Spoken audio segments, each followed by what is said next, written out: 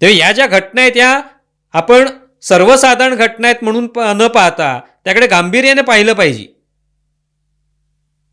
की पाकिस्तानचे झेंडे चिकटवले जात आहेत, तर ते काढून त्याचा अपमान होऊ नये असं वाटणाऱ्या काही महिला तिथे दिसतात आपल्याला. त्यावरनं लक्षात येतं की त्यांची मानसिकता कोणती आहे.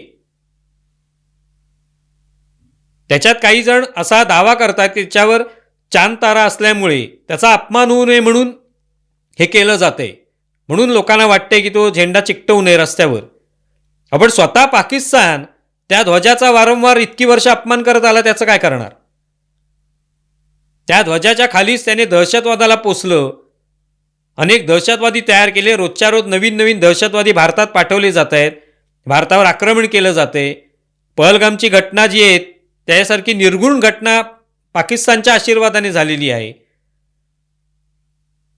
2008 मध्ये तर मुंबईवर हल्ला झाला, शेकडो लोकांना मारण्यात आलं आणि ते स्पष्ट झालं की त्यात पाकिस्तानचा हात आहे कसाबला पकडल्यामुळे. तरी देखील आपल्या इकडचे लोक हे पाकिस्तान समर्थक कसे काय असू शकतात हा प्रश्न निर्माण होतो.